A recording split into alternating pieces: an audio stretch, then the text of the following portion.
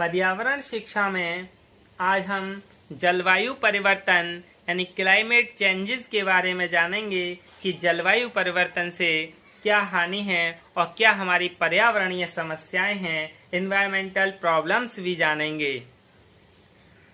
प्रकृति से विरासत में मिली वस्तुओं की अवहेलना कर स्वयं अपनी सुविधा के हिसाब से प्रकृति को तोड़ मरोड़ करने का प्रयास किया अतः परेशानी के जाल में फंसते चले गए।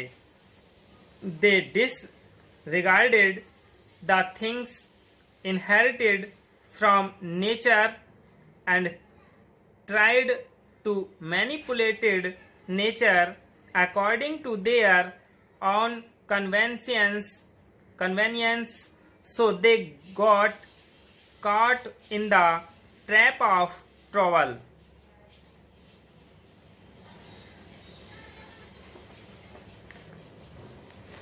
हमने वृक्ष काटे तो O2 और CO2 का चक्र ही बिगड़ गया।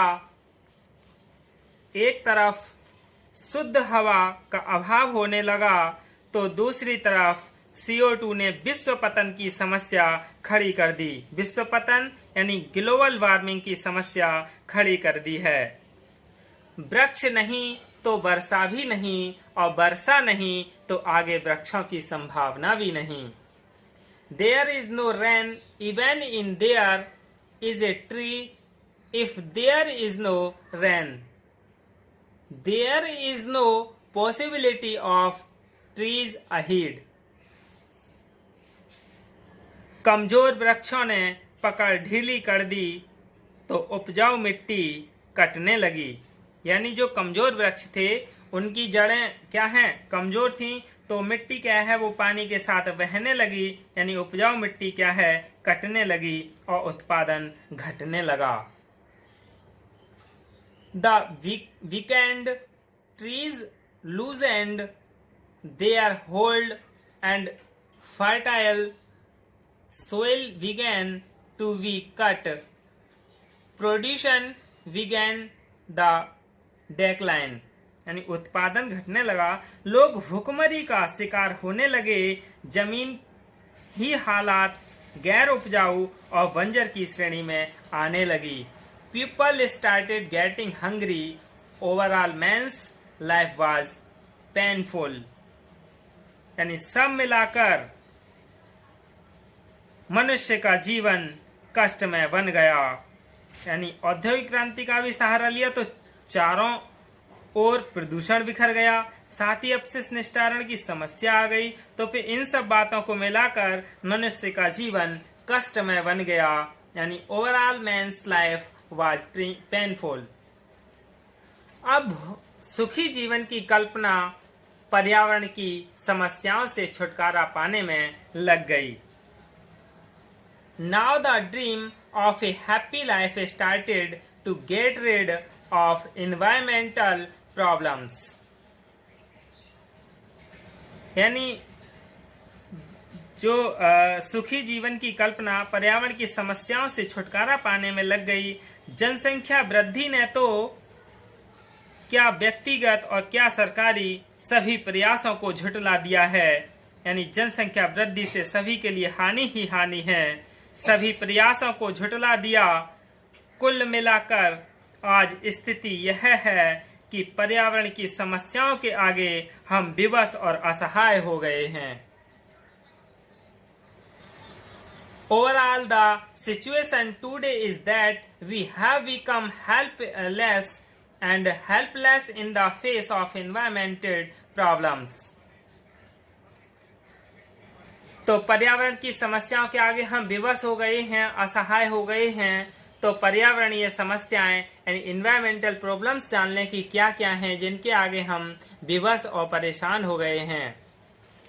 यानी पर्यावरणीय समस्याएं सबसे पहले है हरित गृह प्रभाव यानी ग्रीन हाउस इफेक्ट। पर्यावरणीय समस्याएं तो अनेक हैं लेकिन जो कुछ समस्याएं हैं उनके लिए हम जान लेते हैं। जैसे हरित गृह प्रभाव, ग्रीन हाउस इफेक्ट, इससे क्या है ओजोन परत का क्षय होता है। दूसरा है अम्लीय वर्षा यानी एसिड रेन, ओजोन परत का विघटन यानी ओजोन लेयर डेप्लेशन।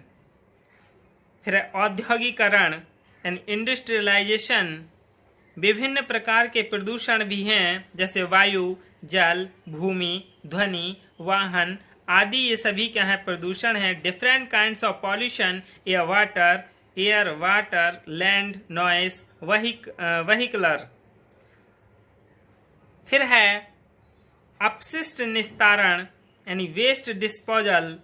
फिर निर्वनीकरण यानी डिफॉरेस्टेशन यानी वनों का न लगना, बिना वन के होना, निर्वनीकरण।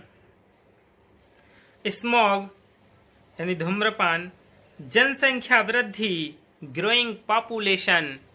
फिर शहरीकरण यानी अर्बानाइजेशन, ये भी क्या है, पर्यावरणीय समस्याएं हैं। जनसंख्या वृद्धि भी, शहरीकरण भी, और भीड़ यानी क्राउड्स। और फिर है रेगिस्तान यानी डिसर्टिफिकेशन,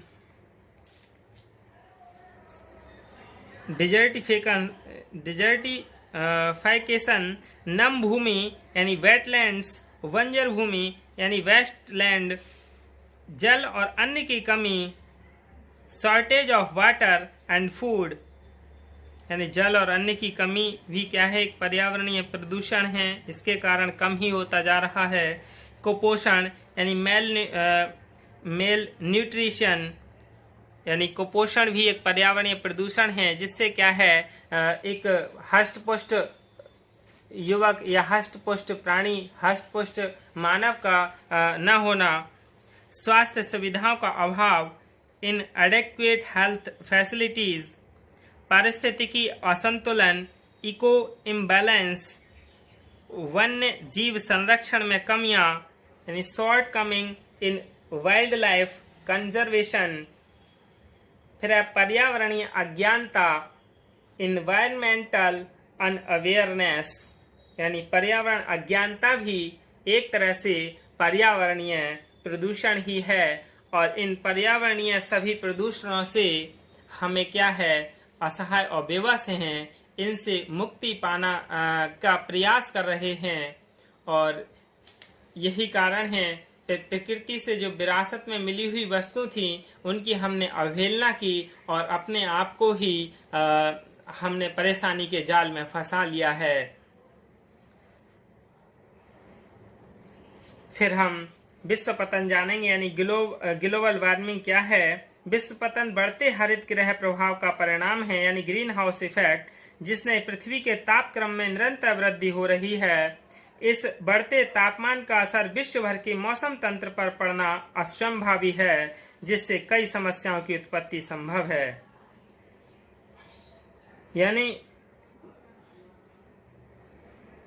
संभावना यह है कि ध्रुव की बर्फ पिघलने लगे, जिससे समुद्री जल सतह की ऊंचाई में वृद्धि हो और अनेक निचले भूभाग जलमग्न हो जाएं। यह अनुमान है कि वर्तमान तापमान की वृद्धि गति से अगले 100 वर्षों में पृथ्वी का तापमान 3 डिग्री सेल्सियस तक बढ़ जाएगा और फलस्वरूप 10 से 15 सेंटीमीटर तक की जल सतह की वृद्धि से विश्व की स्थिति बहुत अस्त व्यस्त हो जाएगी। ये विश्व पतन से भी यानी ग्लोबल वार्मिंग से भी हम पर्यावरण यानी समस्या से घिरे हुए हैं। यही क्या है, जलवायु परिवर्तन और पर्यावरणीय समस्याएं हैं। धन्यवाद।